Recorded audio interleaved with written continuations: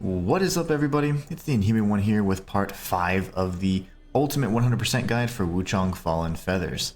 In the last guide, we made it through the Mercury Workshop and defeated the Blightweaver, and made our way over to the Doomwillow Beach, the other side, aside from the across from the fire that was pretty much impassable. So what we're going to do now in today's episode is we're going to be storming the Doomwillow Beach, exploring this entire area, taking out a boss, and making our way to the next major area of the game. But before we do that, I do want to mention a few things. Of course, this guide is going to allow you to... I don't think... What's up, everybody? It's the Inhuman one here with part 5 of the ultimate 100% guide for Wuchang Fallen Feathers. In this guide, I will show you how to obtain every single thing in a single playthrough, and of course, unlock the platinum trophies and 100% of all achievements if you're on other platforms. In the last episode, we were able to defeat the Blightweaver in the Mercury Workshop, and in this episode, we'll be taking on Doomwillow Beach. So, one thing I did want to mention is before we prepare, you want to make sure you have the right items and essentially the correct loadout for the particular area that you're approaching or going to be taking on. So, in this instance, we want something with decent resistances all across the board, and the embroidered set, which is the default and standard set for Wuchang, is really ideal. Aside from that, we could switch over to a handful of different pendants as well. These two pendants aren't really going to help us right now, so we can find something that's a little bit more beneficial, potentially even something like reducing how much red mercury you lose upon death, and then we could even focus on maybe some throwables or potentially even just burn resistance. Really, this one's up to you. And then we, of course, have the Twin Infant Pendant for stamina recovery. Fire spells are going to be ideal because there's going to be a lot of enemies that are wooden or that have some sort of wood type encasing, and they're going to be incredibly susceptible to fire. Fire is an excellent all-around type spell. That means we want our temperance to be fire as well. So what we're going to be doing is making sure that we have all of that already set. So when you go to our temper menu, we want to make sure that we have the flame bone needle, which we do, and looks like we're in good shape. The only other thing I do want to mention is that in the previous episode, we did give the boss item over to Tao Ching, and when we go back to Shu Sanctum, we unlocked the actual armor set for the boss, as well as a pendant. So we got the kind of centipede armor set, and we got a pendant. The reason why I'm bringing up the pendant is because it is something that you will need to at some point purchase. It's called the bird pendant. And the reason why you need to purchase it is because all of the pendants are required for you to get an achievement. So there's 31 pendants, and all this would be the 10th pendant that you need right here, the bird pendant. So when you have enough cash, you can pick it up, and that way you can obtain that. If for whatever reason you're like, oh my gosh, I think I'm missing a pendant, that could be the one there. He does offer several pendants throughout the playthrough, as well as whenever you're actually providing these items and expanding his inventory and merchandise. He'll have some things. Anytime there's a pendant, you definitely want to pick it up, even if it's something you may not use, because if you're going for the platinum trophy, that's going to be required. So anyway, so let's go ahead and begin this exploration here. Kind of break it down to a few areas for you. This is a dead end here that will eventually be a shortcut. This is the main path and how you get to the actual proper area, which you really can tell the design is just really nice, because right here, obviously like, not sure what that would be, but there you're heading towards some glowing, light, which is really nice, because that's where you want to head to, and it's interesting because the level design just really kind of draws you towards that. This is the staircase that we came from with the additional new lore added as of 1.5, and then we have this pathway here that's going to take us to an additional kind of side area called Lu Mansion. So what we want to do first is from the shrine, if you're facing it, you want to turn right. If you're just coming down the steps, it's directly straight across. If not, it's the leftermost path. So there's going to be a few things here that you can read, like tombstones, but be careful, because honestly this is just a way to introduce you to the skeleton enemies here, which are incredibly annoying. They don't do much damage, but they do hold you down, pin you down, and of course that's incredibly annoying because you're unable to move or do anything whenever you're stuck in that kind of grabbed animation. So there's another one around here. So you might hear the bones rattle, and then you just start leaping or dashing, because they leap right for you. So pretty annoying. We don't like those guys. But here you can see that this is a dead end. This will eventually be a shortcut when we knock down that kind of structure there. But anyways, yeah, super annoying. There's no benefit to reading the lore aside from just understanding that, man, what happened here was quite tragic. But in either case, we're going to press forward and we're going to make our way over here. So this again is the main pathway. We're going to go this way, the left of the stairs, and this is going to take us to Lu Mansion. Alright, so if you make a direct, immediate left upon going up those stairs, you're going to see that we have the white-robed elder just observing the chaos. We'll go ahead and chat with him. And he's going to give us the crystallized red mercury. The feathered monstrosities grow in power. I shall send you. As per usual, he's going to threaten us. Hey, if you go too crazy, he's going to take us out kind of thing. So that makes sense. This is the spire that is drawing all that light that we can see from the main path. And so we'll be seeing exactly what's causing that to happen and in due time. But anyways, we have the white-robed elder. We just spoke with him, so that satisfies his requirement there. We're going to go back the direction we came from. And then we're going to turn left to continue up the stairs. This guy's already here. That's lovely. We have the lashing whip, of course, which is incredibly powerful. And of course, our axe. The axe is going to be solid. And as well as the lashing whip to clear out any kind of skeleton enemies that bum rush us. But the axe is great for poise. Getting that stagger damage on enemies. We can go ahead and pick up the topaz lotus seeds, which give us some resistance to lightning damage. And we're going to come up this pathway here. It looks really nice, but it's been completely destroyed, covered in ash. Just visually, it's just really powerful. But we can check out this lore, and it pretty much shows that, hey, if things go bad in due time, what we're going to do is we're going to burn the whole force down. And it seems like they had to resort to that option, sadly. I'm going to be switching to the axe here. I'm going to go around, go for the backstab. This is a tankier variant of the feathered enemy, so we'll go ahead and take him out really quickly. We're going to grab this item here, and then from here you want to just go left. You want to go towards this lift over here. And what we're going to do is we're going to go and grab this item on the ledge, and trust me, there's no ambush, believe it or not. Nothing's going to rush and knock you off the ledge. Plenty of time for that later. And then we're going to circle down and around, and if you want, you can trigger the lift, which I strongly suggest doing. There's no risk, you're not going to get hurt. Just trigger the lift. Get right back off of it, and then we can activate the shrine. Check the shrine if it's a mimic. Remember, he has his instrument, and it says offer blood, so we know we're safe. We are safe. We're good to go. Once we actually activate the shrine, we now have the shrine for Lu Mansion. As you can tell, this is overlooking that spire again that's glowing. We'll be circling back around there in due time, but not yet. So we're going to come around this side here. You can get some additional lore. This is another tombstone, of course. And then from here, you can see one of those door enemies. So you can use whatever weapon you want. Honestly, the lashing whip or the axe are both incredibly powerful. So go and rush for the backstab. And then while he's down, you can finish him off. It's just such a powerful combination. You always want to go for those backstabs. They're so good. So we're going to go ahead and pick up the Fire Lotus Seed just off the pathway there, and we're going to rush towards the end of this little dead end. It doesn't go much further than this. There's going to be a little bit more lore here.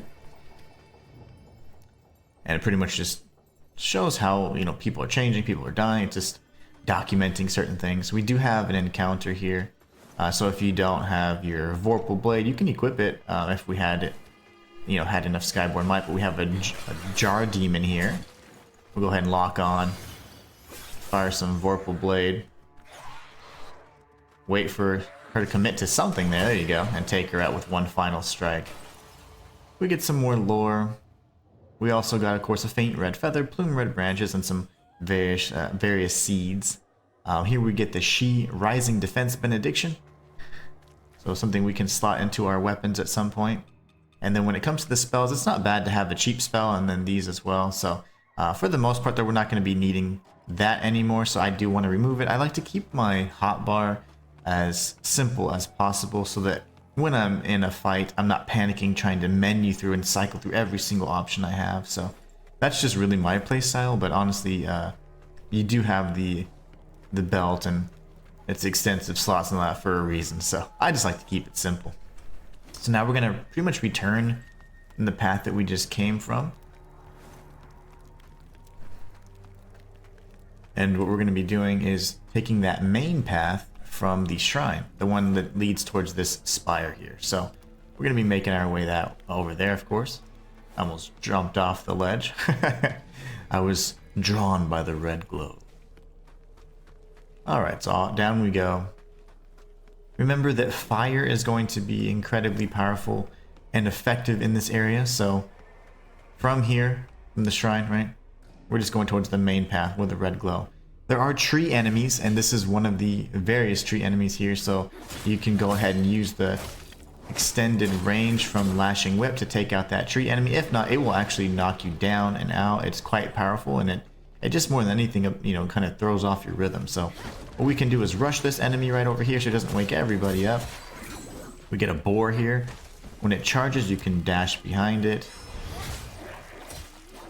Not a very strong enemy, but we do have these little skeletons that make things more difficult if they hold you down while you're being charged. Behind the cart that we broke was some purple camellia, and then if we circle around, there's going to be another boar kind of hidden underneath the ground, and of course more and more skeleton enemies. There's another set of them up ahead actually. But yes, from here, if you ever see like this mass coming out of the ground, that's actually an enemy, and the drum enemy that was banging on the drum just a few moments ago, he wakes them up. So the longer he's banging on the drum, the quicker they're going, or the more enemies are going to aggro, and it becomes an absolute mess. But you can use the fire to wake him up, you know? It's always a great wake-up call there. Wait for him to charge, get the Skyborn Might, get behind him, and finish him off.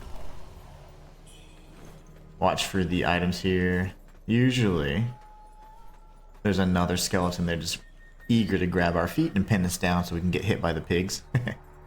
And then in this area, as I always say in any game, always look up. You're going to see here that there is a coffin enemy that we've faced off with before. Let him drop down. We're going to get behind him, and then we're going to go ahead and open up for our next strikes here, a combo to take out that coffin enemy.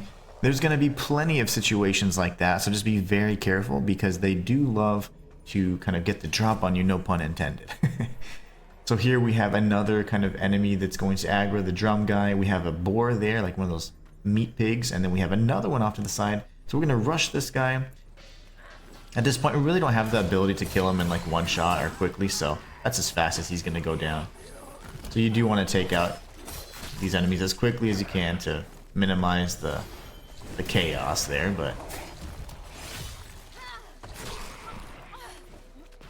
wait for him to rush, we'll get behind him, and then we'll finish him off. So we took a lot of damage there, but ultimately he did aggro both of the pigs. Typically he just gets the one, but no worries, no big deal. What we can do from here is we can grab this item, and this is why it's nice to have the purple chameleon, just in case you do get afflicted by the corruption. And then this is an enemy here you can take out. So we can get the backstab pretty easily on her, or you can just spam light attacks to take her out. So she's guarding another set of purple camellia, and then from here we just kind of circle around. This area, if we circle to the right, is actually going to lead us right back to the Lu Mansion lift that we just activated. And the reason why I like that and doing it in the order that we did is because there is a tough encounter here with an inner demon, the second inner demon in fact, and if you get killed by her, you can simply come back to the Lu Mansion shrine, take the lift down, and then defeat her. So pretty nice, but make sure you always have to ensure that you activate the lift so that it works on a go forward. So that's why we went ahead and sent it down. So now as we press forward, we're going to see that the inner demon is going to spawn. Move off to the right, or at least in a way where you can see exactly what she's doing, because she can fire off projectiles like so, and they are incredibly annoying because they knock you down and then she can spam them. So let her aggro and defeat these tree enemies. Let her do the work for us. And that's the thing, the interesting thing about the inner demon. She's not necessarily like committed to just destroying you. She's pretty much destroying anything in her path. So if she aggros to us, we're going to go ahead and back up away from the tree. If not, she's going to go straight for the tree, and we'll let her finish the job there. Okay, so she went for us. That's fine. Let's back up and let her come to us. We can switch to our axe. Axe has excellent poise damage and stagger damage, so. Alright.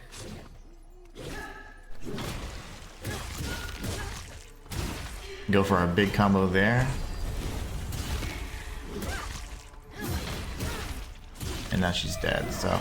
We get bow blood and the stone needle for strength, so our strength's going to be enhanced even further. We can go for a big strike here, because why not? Make it fancy, right? The fire damage should do the trick, but if it doesn't, we can finish him off. Remember, bow blood is used to kind of enhance like another set of like a mana vase where, you know, you're essentially increasing your maddening incense or enhancing that particular item. So it's pretty good, actually. It's especially if you're going for like maybe spells only or things that require high madness and feathering, it's pretty solid. So anyway, so from here, what we're gonna do is we're gonna make our way back over here, and we're gonna come across and up this way. So as per usual, there's gonna be enemies all over the place, because why not? And there's gonna be some tree enemies as well, and we're gonna deal with them in due time. So take out all the humanoid feathering enemies, and then come down to this dead end. We're gonna grab the purple camellia,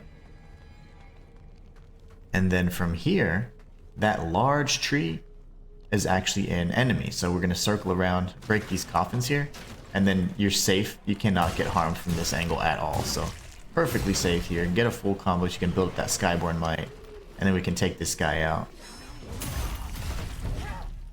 Grab whatever he leaves behind, and then you can see, hey, there's more coffin enemies, right? They're not gonna fool us this time, right? We're gonna get the purple camellia, and we're gonna circle around to the left now. We've cleared out everything we can in this potential area, or this little area right here. Except that guy, just kidding. And then we have the cuckoo. You're gonna go ahead and take him out. And then if you can lock onto this enemy, you wanna go ahead and fire off your spell. Typically 2 is enough to kill him, but the second one didn't quite have the range. So we took out the coffin enemy before he became a threat. And then we're going to work our way up here, so. Just be mindful of the corruption and blight status that you're building up, so remember that can be pretty devastating, especially if you get both at the same time. We're going to grab this item here, and then you're going to see that there's kind of a fork in the pathway. Not really a difficult choice to make here. We can either run through the fire and die immediately, or we can go up this pathway. But here's the thing. Although the enemy's back is turned towards you, don't take the bait for a backstab. Instead, take like a wide berth right here on the other side of the enemy, because that tree will knock you down into the fire and then you will die. So what we're going to do is take out this tree enemy. We're going to take out this guy next. And then we're going to take out those coffins. And just be mindful. Do dodges every once in a while and whatever else. Nothing too crazy there, right? Alright, so now we've got the coffin enemies taken out. We can go back and grab the item without risk of being knocked down. And then if you see very carefully right there, there's an enemy there that I actually aggroed from this angle. And he'll run through the fire and take us out. But there's a much safer and more ideal way to take him out in just one-on-one. So we're going to be doing that in just a second. But anyway, so we have another enemy here. We do have this drummer, but instead we can get the drop on this guy. This is a giant horse variant of the enemy. We'll go for it here. We'll stay aggressive. Take it out. And then we're going to rush this little fellow. If he actually kind of like pretends he's going to attack, he will explode. He self-destructs. So just let him do what he needs to do. So now we can grab this item here. We're going to grab this item that he was guarding. Another faint red feather, which of course is an upgrade material. And then we're going to switch to the lashing whip, because there's going to be tons of enemies right here that want to grab us, and of course they are the skeleton enemies. So usually what I do is just go for the aggro, and then I can use your weapon ability to go ahead and finish them off. Quite annoying, but yeah, there's a handful of them there. If you have Skyborn Might, go ahead and activate it. If not, your second hit of your lashing whip will generate Skyborn Might, so that way you can keep your distance. More and more skeletons, though there's about like 10 of them, I think. So we can just attack them all here. Clear them out. Lashing Whip does an excellent job to clear out multiple enemies that are kind of in our vicinity. So we're going to circle around. Instead of going directly here, we're going to go from this tree here and kind of go in a clockwise fashion. And we're going to make our way to this tree, which is also a living tree. So go ahead and build up some more of this Skyborn Might. Keep our distance, and that's dead. We can grab this item here that it was guarding. And then we're going to circle back around this tree and do the same thing. So kind of a nice little system we have here to avoid getting attacked and safely clear out every single enemy in the area. So as you can tell, this is going to be the one of several kinds of structures we can knock down to create shortcuts. So this is one here. Just remember, all we did was come up the ladder, clear out the enemies, and then make our way across the shortcut that we just made. We're going to speak to the red-clad lady for the second time. Now keep in mind that it's actually necessary to speak to her 3 times if you want to obtain and unlock her ending. And so far, we've already seen her twice. Pretty much unmissable encounters unless you just walk right past her. So this is encounter number 2 of 3 that is needed to actually initiate her ending, which is a secret ending that allows you to skip an entire chapter of content. But it's a pretty cool ending nonetheless, and I'll show you how to get it when we get there. So we can go ahead and speak with her and exhaust her dialogue.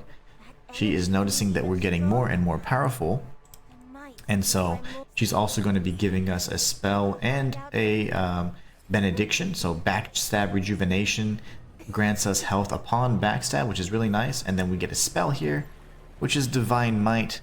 This is awesome because it gives us the ability to power up our next strike, which is really nice.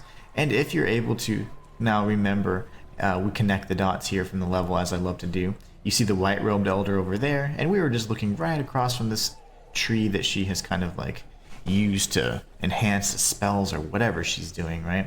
And we have the white-robed elder just right over there. We had spoken to him just a few moments ago.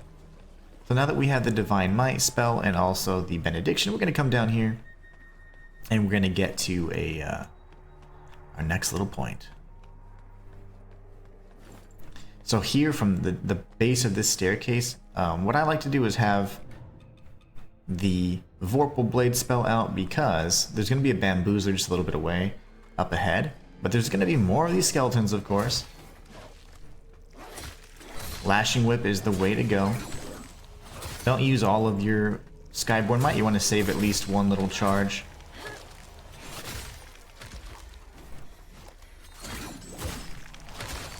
There you go. And now that we've taken out that, kind of group of enemies, we're going to run up here, lock onto him, fire our spell, and take him out. We get the bamboo shoot. And then in this pool, of course there's more enemies, so you can take them out too. And grab this. There's another one there. And grab this, and there's a third right in front of us, so we're just gonna run away for now. I don't think they like fire too much. Alright, there you go. So we've cleared out those enemies, and as you can tell, there's an item up here that we can't reach yet. That means that we need to circle around and possibly drop down, and that's precisely what we'll be doing here shortly. So what we're gonna do next is go right back to the staircase that we're at, which is right here, and we're gonna come this way instead. Can take out this guy right here, and if we look to the left and up, we're gonna see some more friends. That might be too far for the spell to proc, but unfortunately we didn't get any bonus damage. Go to the one that's at the very far back here, and then we can go ahead and trigger our spell and weapon ability. Go behind, take out the coffin enemies before they can start spewing their blight spells and all that.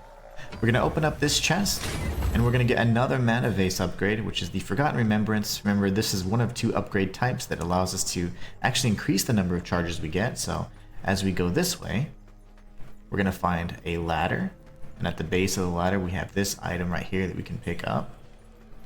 It's just a red mercury shoot, which is of course going to help us for the any kind of consumable consumable souls we might need, or currency to level or purchase items at Tao Ching's or Wukong's shop. So here we have a left we can make, or we have a right. You're going to make the right, actually, and the reason why we're going to do that is because you can knock down this here, and this structure is going to lead us to the beginning area that we were at whenever we had initially said it was a dead end. So this is going to take us right back to the shrine. So now we've come full circle.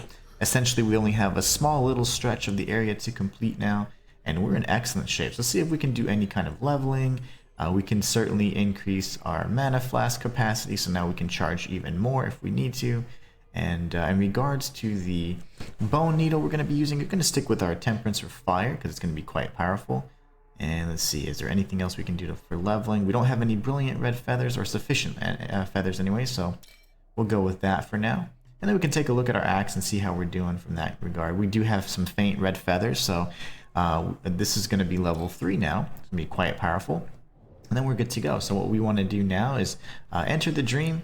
And usually after I enter the dream, just to kind of get a good idea of how to, kind of where I'm at in terms of the side quests, I always look to see, I teleport, right? Or act as if I'm going to teleport. And then look to see if there's any of the faces nearby. And so now we know that the white-robed elder and also the red-clad lady, those NPC icons have disappeared, meaning we've progressed the quest line. So from Doomwillow Beach, we now have the additional heal. We're looking like we're in pretty good shape here. We can remove this for now, and I'm going to show you kind of the reason why in just a moment. We're going to be slotting some throwables here. It's going to be kind of fun. So remember, there's going to be the skeleton enemies. Just run past them unless you absolutely want to fight them, but trust me, they don't add any hair on your chest. And the amount of red mercury they give you is nominal. Alright, so we're going to go up this ladder here. And then from here, what we want to do is you can switch to whatever weapon you're more comfortable with, or just whatever you feel like using. And we're going to see that avian enemy that we saw from up above. We were up on that cliff when we were across from that fire area. It was on burning. So wait for him to aggro. He's going to do an opening strike here. And then we're going to get behind him and start striking like crazy. If we can get that 4th strike, he's going to be stunned. We'll get another 4th strike and a weapon ability right there. We missed, that's okay. Normally we wouldn't miss, we never miss. But we get the 4th strike again, and we get Burning Flames spell. So the Burning Flame spell is really nice because it does tons of damage and really good build up. But it does cost 3 Skyborn Might, which is a pretty extensive cost if you think about it. You have to build it up, and it does cost quite a bit, and it does a decent amount of damage and gives you alacrity, which means you get the iframes when you're casting it, as long as you do it perfectly during a strike. However, the Echo of Jutanga is just a little bit more consistent, and the Infernal Flames has even more burn build-up. So in either case, now that we've defeated the avian enemy, we've got a pretty decent spell that we can use for another encounter at some point. And then now we have some more tree enemies we want to deal with, so this is where we want to use our range. We're going to go with the Burning Flames here just to get that build up and completely just melt these trees here. So strike number 2, strike number 2. Now we have enough Skyborn Might to cast, and then the fire damage will go ahead and take that enemy out for us as well.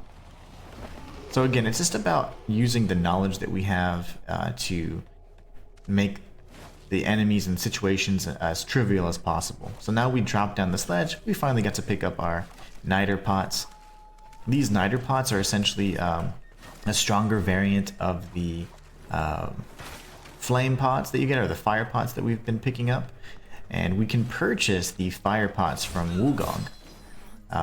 The niter pots will not be something we can purchase from him until, I think, the very end, if at all. He typically just sells an infinite amount of the consumables and throwables, but I don't recall him selling the niter pots.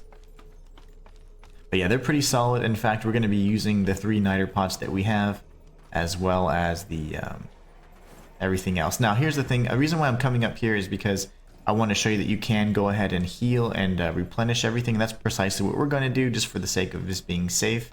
There's no need to do this if you have at least, the 3 or 4 mana vases, but I do suggest that you at least consider it, because you do have a boss coming up, and that's the only reason why I'm like, hey, this is an opportunity to go ahead and heal.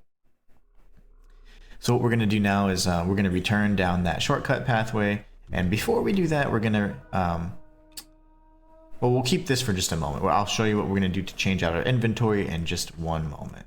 So sprint past these skeleton enemies, unless you want to get hugged by them, and then we're going to go to the left and down the ladder, and then we're going to make a right. there's going to be like these tendril type enemies that will appear in the boss arena, but hopefully the boss fight is pretty quick, so we don't have to deal with them for too long. But you can lock onto them from afar. If you want, you can just take these enemies out to be thorough. There's usually a third, but anyways, rush them, and as soon as they kind of lean back, they're going to do a strike, and then you can kill them with 2 hits. And then there's a second tendril enemy as well. Same thing, kind of just teaches you the different strikes they can do. And back. There you go. So as soon as he leans back, that's when you want to kind of treat that like a wind up for a strike. So here, this is a cuckoo that's muted. I think it's because maybe the smoke that he's had to inhale, he just doesn't have the ability to make his little noise like he normally does. But that one's quite easy to miss if you're not looking up. And this here is of course going to be the boss arena. So what we're going to do is we're going to remove this, we're going to add our temperance, and then we're going to add our the niter pots and the fire pots. So what we're going to do is we're going to switch to those, and once the boss fight happens, we're typically going to be sucked into a little, like, pretty much a pool of death, and what we want to do is avoid that if at all possible. And then when we don't get sucked in, of course, we can go for the throws and the niter and fire pots. So he's sucking us in. This is perfect. So we have the niter pots here. We have a lock on as well. Just continue to run and sprint as needed. And then we're going to go for the throw, which was a terrible throw, by the way, and that one just about missed. Watch your health here. Typically doesn't actually strike from that angle, so that's unfortunate. And because we have the pendant that shows the, increases the throwable damage, it's pretty nice as well. But the base is going to be really weak. As you see the floor start to kind of make all this rumblings, you know that the vines are going to come out now. So now we can just go for the throws. Sprint as much as you can here. Get out of that pool of despair. And then we're going to throw one more. And if that doesn't take him out, we can just hit his arm or whatever limb is exposed, and that's the boss. So essentially, you just want to stay off to the side, throw your projectiles, and stay away from his front. If you're away from that cone of vision where he can see you, you're going to avoid all of his major physical strikes and any kind of flame blasts. This boss can actually be a little bit more of a threat if you're not positioned correctly. So the reason why we got hit is because we were a little bit too far up ahead, and what you want to do is ideally be right here. So the more off to the side you are, the more you can avoid that strike. That's why we only got hit the single time. And then any of those little adds he spawns, like the tendrils and things like that, you can then come back and around. And if you run out of anything like the niter pots or the fire pots, it's no worries. You can try and build up some Skyborn Might for your fire spell, or you can just strike him after you've applied your temperance to deal massive amounts of damage, and his limbs will be really exposed. This pool here is a pool of despair, so if you get afflicted with it, you'll instantly die. So just keep your distance, and lashing whip is the way to go. So we picked up a few great items there, and some of which are going to be used for Tao Ching, which we have the Ultree Jade Cylinder for Tao Ching. It's going to enhance and expand his inventory. And then we also got the Echo of the Soulwood Tree, which is a spell that applies corruption.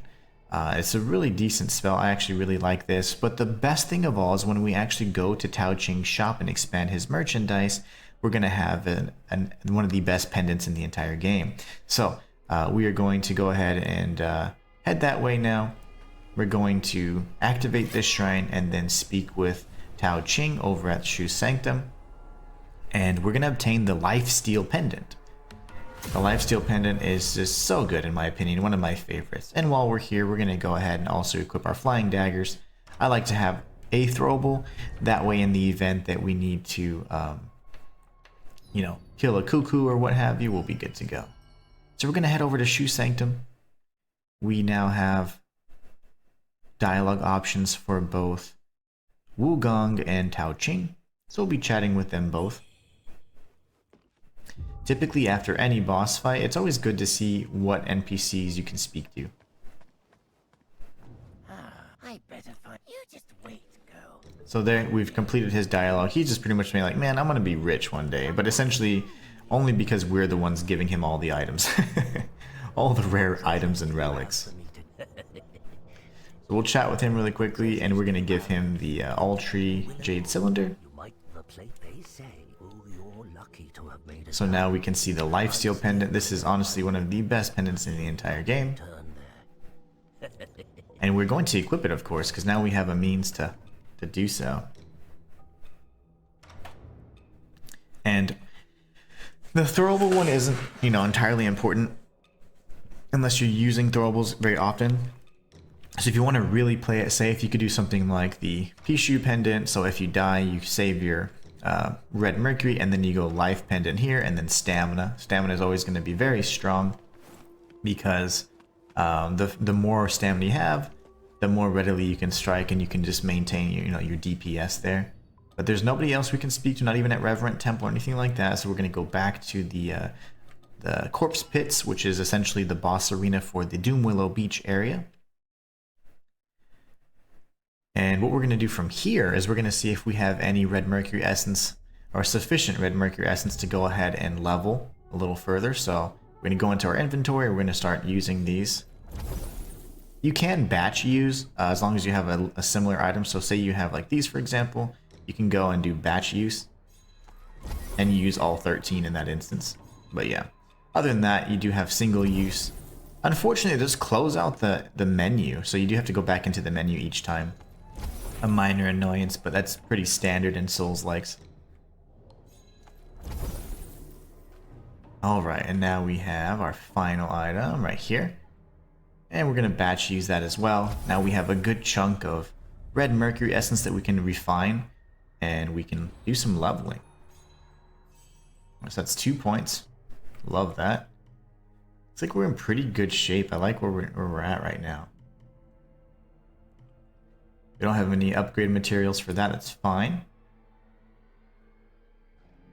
Alright, I'm not going for any kind of... my spell-only challenge run has been actually going really well, and it's have tons of fun. You learn so much when you do these types of things. Let's see here.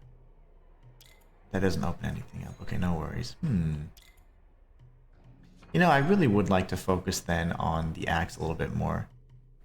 This move right here is really nice, and we want to unlock this discipline because it's just a really good variation to the block, which the block, in my opinion, I would probably never use. I'm just too aggressive for that. So my playstyle is always a little different though than when I'm doing the walkthroughs, but I certainly like to give you guys the options. So we leveled there, we're in good shape. From the shrine, we're going to be going up this pathway right here. And as we approach, we'll be getting to the next major area.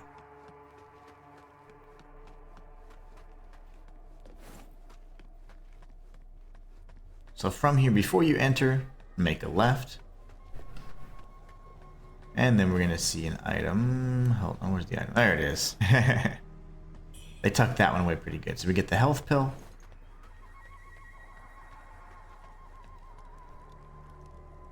And then from here, you can make your way up. I like to switch to the axe, especially if I'm going to be facing off with like maybe humanoid type enemies or anything like that.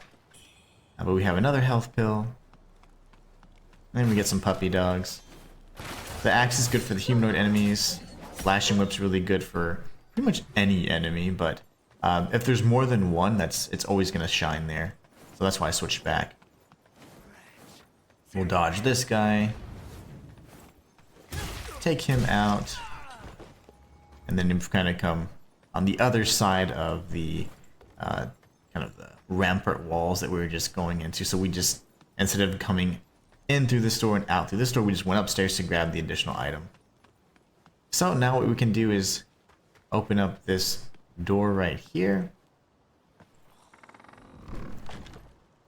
Remember, now that we have lifesteal, we're in good shape every time. Even if we do take damage and we defeat enemy, you get a nice chunk of health, a very, very generous chunk of health, in fact. So we're going to grab the items there, take out the enemies, make our way up here. And before we go out, we want to go up one more level, actually. We're going to go all the way to the very top.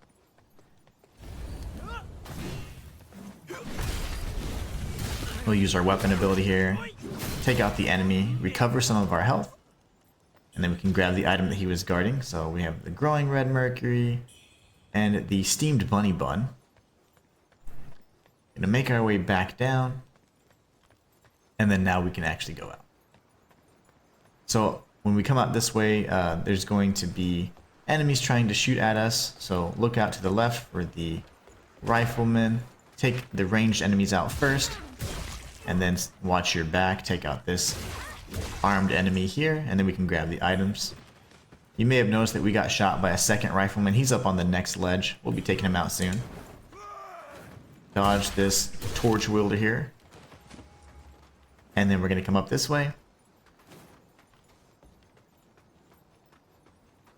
And then we can take out this rifleman up here. We're not safe yet though. We got these two guys here. And then up on the ledge we do have a dog and a shielded enemy.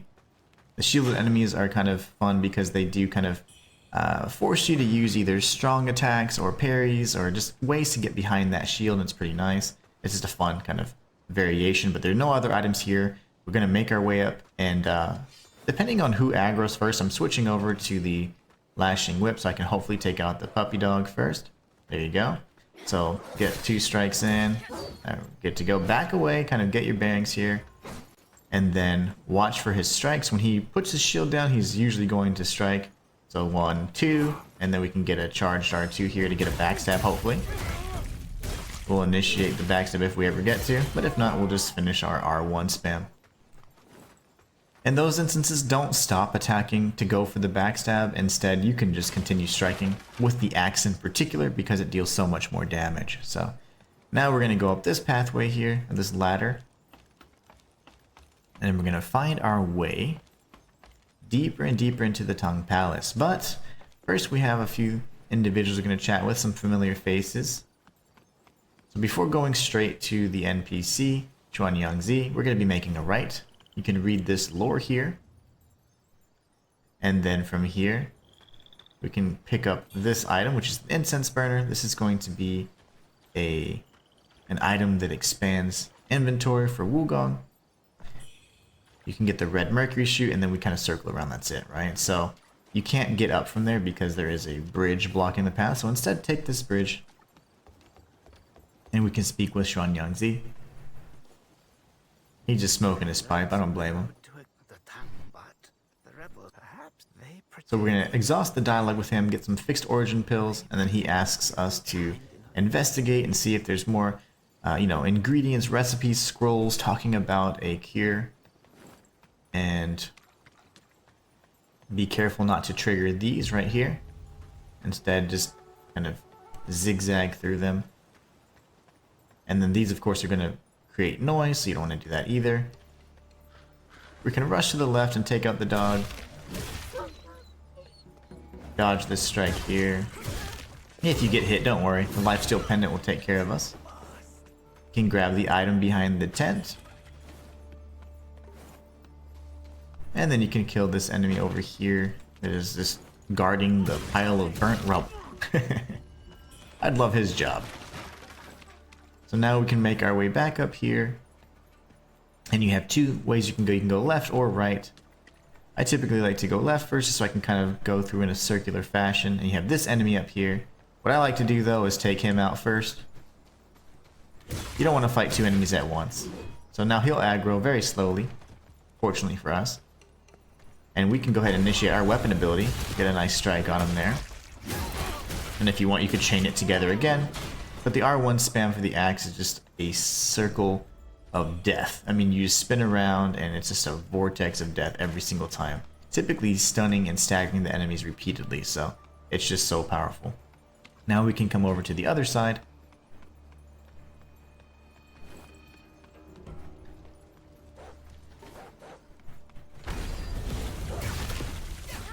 Take out these enemies. Get our health right back, even though we did get struck. And then go behind this tent to pick up this item right here. So again, just kind of casually mowing through these enemies. We've gotten through Doom Willow Beach, and now we're just trying to make our way to the very first kind of stopping point for the Tang Palace. So just so you know, there's carts and things like that back here, but no actual items. We'll take out this guy so before he gets too loud. And then there's just another similar area here. This part does have some crates and an item, but I just like to show you guys because honestly I would probably check for myself anyways. So fiery daggers, these are the flaming variants of them. If you want, you can switch to the lashing whip and practice your parries. Oh, of course I don't have parry equipped, so lovely. Lovely. We had been using a different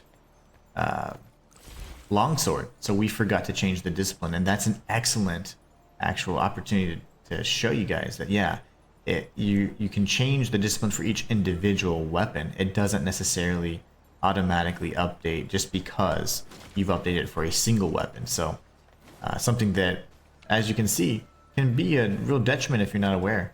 We can grab this item over here. We're gonna kind of go on from the far right first, and then work our way in.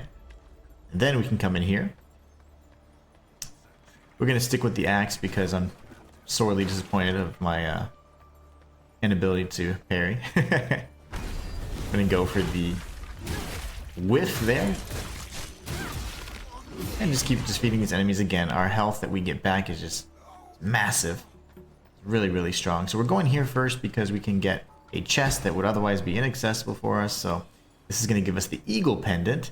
Eagle Pendant focuses on a certain type of damage, so it's going to give us increased stab attack power. So if your weapon primarily does stab attacks, then that's definitely going to be something that would be nice to equip to enhance that damage even further. So no items on either side. Actually, my apologies, aside from this one. And then we're going to come this way. And we can take out the cuckoo.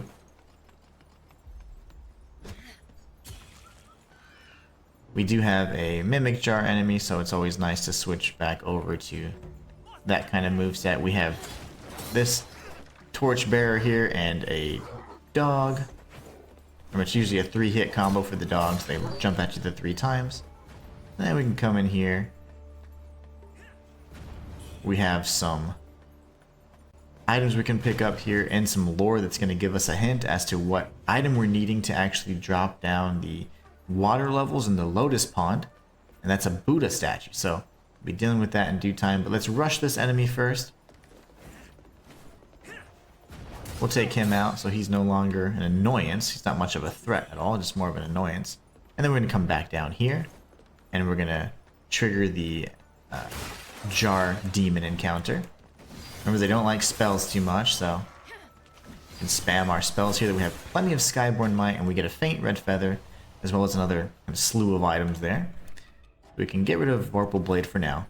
Again, that's just a preference thing. You can keep as many spells as you want, and that's perfectly fine. But don't forget the Divination Crescents. And we're going to come up this ramp, down and around the ladder. And then we have another small encounter or two before we can get to a nice safe point. So look to the right. Be mindful of this little ambush here. Take this enemy out. And then we have this guy over here. You can kind of get a backstab out if you sneak up on him, but I don't think it's largely necessary. If you get in the rhythm of things, you're able to very quickly and easily continue spamming your R1 and just do that cycle of death that I like so much. So come up here, back where the spear guy was trying to ambush us, and we can grab some goodies. You might have heard the cuckoo off in the distance. I will be dealing with him in just a few moments. I do want to show you that this area here is going to serve as the boss arena, which is the Lotus Pond. This is going to be a shortcut that we're going to be activating in the next episode. And this enemy right here is going to die right now. That's going to give us our Arum Feather. Just so you know, this little courtyard area right here is going to be revisited a little bit later, but before we progress and proceed forward, let's grab the Soft Rush and open up this shortcut. This might seem familiar to everybody that watched the first few episodes. We actually showed that on the other side of Shu Sanctum, we had this big red door that led directly to Tong Palace, but it was blocked off. So now we've opened that shortcut, so we can easily access the Tang Palace from Shu Sanctum. Again, another testament to the excellent level design of this game. So what you can do in the event that you're ready to take a little break, we can head this way, and I'm going to show you exactly how to get to the nearest shrine. It will of course be the shrine of Shu Sanctum. So we can take out this puppy dog. It's for why not, right? And now that those enemies have been taken out, we can come down directly straight through the other shortcut we opened up previously. And you can see now how the level design just continues to kind of complement itself and build upon the previous things we've done. So we're now back at Shu Sanctum with Wukong and Tao Qing. And guess what? Because we have already picked up the incense burner, we can speak to Wukong, and he's going to expand his inventory even further. So now we get some additional items like the Imperial uniform, and of course the ability to get a handful of other additional things here. So Corruptive Flames is a spell. Remember, spells are going to be something that you would want to purchase. You need to get all the spells in order to unlock an achievement. So if you're going for the platinum or 100% of achievements, that would be something you want to pick up. But anyways, that is going to bring this episode to an end and to a close. I hope you guys enjoyed it. Please be sure to join me on the next episode so we can go through Tang Palace and find every single thing possible. If you guys have enjoyed this guide so far, please be sure to like and subscribe. Let me know that you guys really like this, and really motivates me to continue pumping these out, because these are some of the most fun guides to do, and I just love seeing individuals commenting, finding that they've been able to find things they haven't seen before, discover new things, and it's really just a great feeling. Anyways, you guys are awesome. I want to say thank you so much for being the best part of my channel. Be sure to click on the videos on screen to continue your journey through the land of Shu. And until next time, it's the Inhuman One signing out.